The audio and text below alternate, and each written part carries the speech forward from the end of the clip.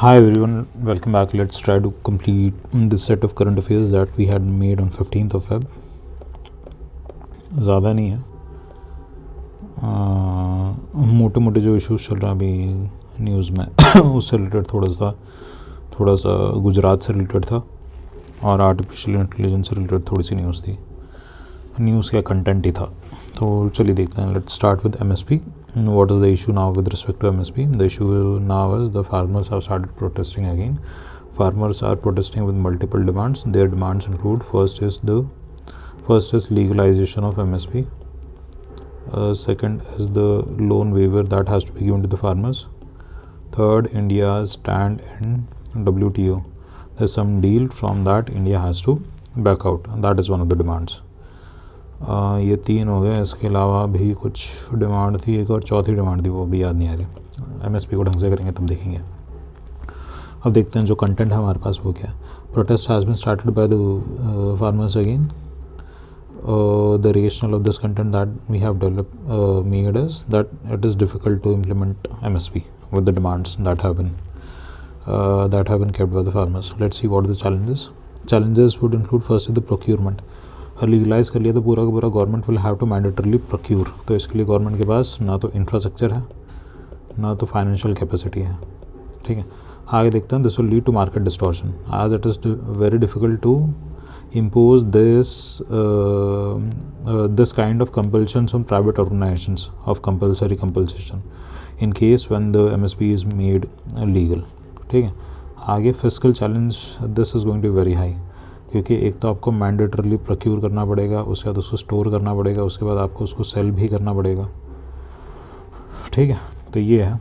This will disincentivise private sector definitely. पहली चीज़ क्यों? क्योंकि this distorts the market principle of एक तो demand and supply and that market will determine the fair price. ये चीज़ MSP आप private पे force नहीं कर सकते. ठीक है, मार्केट प्राइस को डिस्टॉर्ट करता है. अब सॉल्यूशन क्या हो सकता है? Solution one of the most pragmatic and practical solutions is market intervention scheme. Market intervention scheme में क्या होगा? Let's suppose if the produce is getting sold at a price that is below the market price, then in that case the difference between the MSP and market price, that difference can be given to the farmers by the government. That will come under market intervention scheme. ठीक है, but even for this it's very important to have an authentic data that how much produce had been sold at what rate. ठीक है, फिर उसे के according हम बताएंगे ना कि अच्छा इतना डिफरेंस था, इतना प्रोड्यूस सेल हुआ, तो फिर इतना मार्केट इंटरवेंशन के अंडर हम मतलब कंपनसेट कर सकते हैं. तो डेटा चाहिए डेटा चाहिए. और इसमें भी it's very important to ensure that all the fraudulent practice that might take place. For example ये हो सकता है कि बायर सेलर के बीच में एक क्लॉज बना के, क्लॉज तो क्या मतलब इनफॉर्मली समझ लो कि बायर सेलर ने अपनी साठगांठ लगा के बोल दिया है कि मैंने इतना बेचा, 100 टन बेचा, और एक्चुअल में 100 टन बेचा नहीं है, 10 टन ही बेचा. तो सरकार को उस केस में द रिमेनिंग 90% उसके लिए भी MIS देना पड़ेगा. ठीक है, तो यहाँ पे क्या है, फ्रॉड को डिटेक्ट करने के लिए ये सब के लिए डेटा एनालिटिक्स बहुत ज़रूरी है. दूसरा जो तरीका हो सकता है that is crop insurance. In case your crop fails, government will be responsible for that. In the sense, government will ensure that you get the adequate price for that failure. You will get compensated for that, and for that farmers will have to pay a certain amount of premium. जैसे प्रधानमंत्री हमारा फसल बीमा योजना था ना, अभी तो उसको वॉलंटरी कर दिया गया, पहले वो कंपलसरी था. तो उसी टाइप की जो स्कीम्स है, अब स्टेट लेवल में भी इंश्योरेंस की स्कीम्स होती है, सेंटर में भी होती है. तो ये है. क्रॉप इंश्योरेंस के केस में what is more important is that timely पे आउट होना चाहिए. जो भी क्लेम्स वगैरह है ना, ये इंपॉर्टेंट है, नहीं तो डिले हो जाएगा तो फार्मर के पास पैसा नहीं आएगा. आगे हो सकता है एश्योर्ड इनकम पर हेक्टर. आप पर हेक्टर जैसे किसान सम्मान निधि आई है ना, किसान सम्मान निधि अपनी कितनी है, 500 पर मंथ है कि नहीं. आपको एक पर्टिकुलर कमेटी आई थी, उसने रिकमेंड किया था कि किसान सम्मान निधि है उसको आप बढ़ा के कितना कर दो, टोटल आप 10,000 रुपये पर एनम कर दो. यहाँ शादी चल रही है किसी की, हमेशा शादी चलती रहती है, बैंड बाजा वगैरह, बैकग्राउंड सही चल रहा है मतलब अपना, है कि नहीं. तो अब इससे क्या होगा, एश्योर्ड अगर आप प्राइस दे देता हूँ तो it will also phase out the need of other subsidies, जैसे वाटर में, इलेक्ट्रिसिटी में, हर चीज़ में सब्सिडी मिल रही है, all these things almost the farmers getting free. तो ये उसमें हेल्प कर सकता है कि अच्छा हमने आपको एक पर्टिकुलर अमाउंट दे दिया, अब हम बाकी जो सब्सिडीज़ हैं उसको विड्रॉ कर रहे हैं। But withdrawing any subsidy is a political decision, is an important political decision, since it has implications in terms of whether the political party is going to get elected back into the election, and it also has an impact on the overall development of the nation in the long run. ठीक है, socialist perspective भी है हमारे देश का in terms of development. जैसे agriculture के space में अगर हम देख लें तो even now around 45% of the population is still dependent on agriculture. What's also more important is crop diversification क्योंकि अभी क्या हो रहा है, the major crops which are getting procured at MSP are, एक तो आपका वीट हो गया, उसके बाद आपका पैडी हो गया, यही दो है। फिर आपका शुगर केन आ जाता है, उस पर FRP लगता है, दैट्स अ डिफरेंट। ठीक है, अब क्या हो रहा है, जैसे पंजाब वाला, हरियाणा वाला, ये सब एरिया है, यहाँ पे क्या है, most of the farmers are growing wheat and paddy, और वहाँ पे 70-80% प्रोक्योरमेंट तो सरकारी कर लेती है।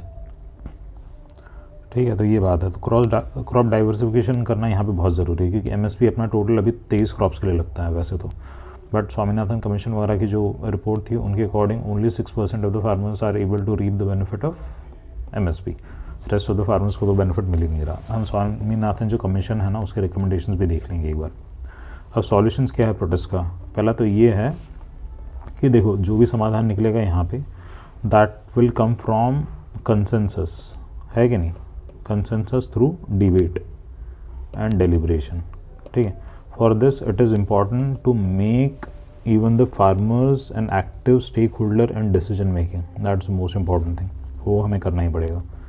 ठीक है, it's important to listen to their grievances and then practically explain them what are the actual difficulties in terms of implementation of the demands, why it is legally, fiscally and practically not feasible to give a legal backing to the MSP. This has to be explained.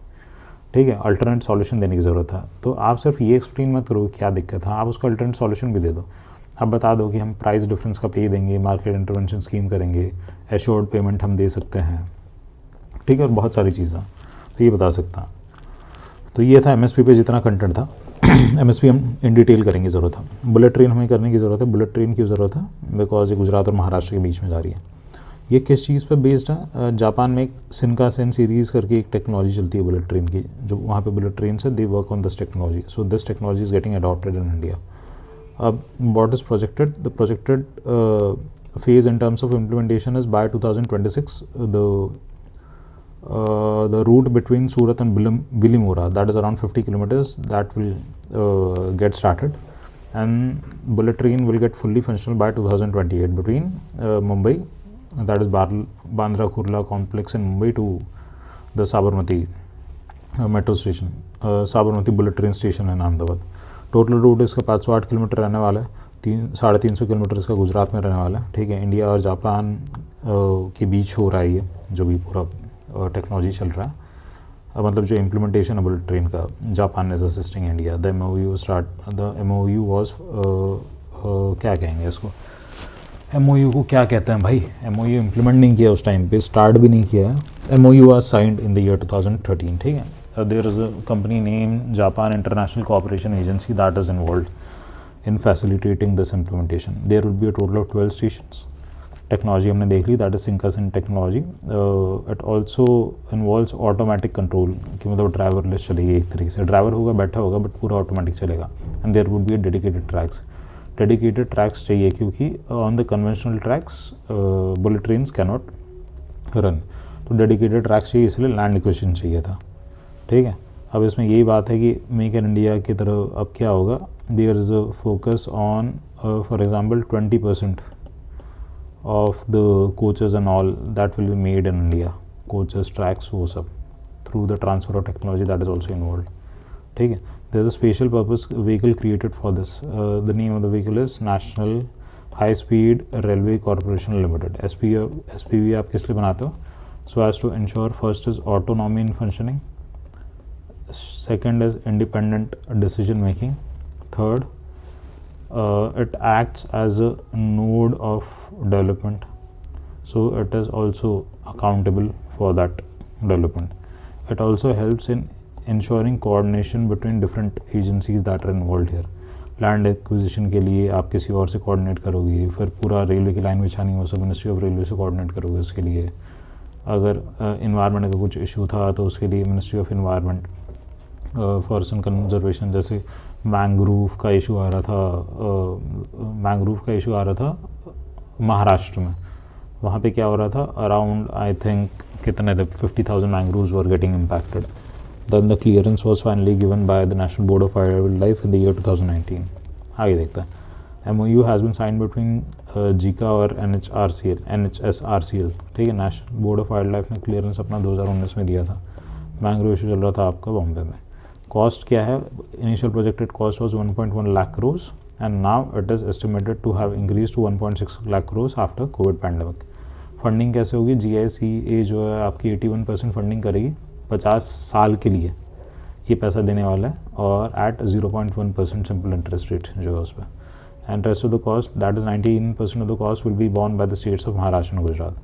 And 20% of the component supplied by Japan and manufactured in India. ये हमने फंडा पहले देख लिया, ये होने वाला है. ठीक है, एस्केलेट कॉस्ट होगी आपकी 1.6 लाख करोड़. कीवर्ड क्या है इसमें, जापान इंटरनेशनल कोऑपरेशन एजेंसी होगी, NHSRC आपकी SPV होगी.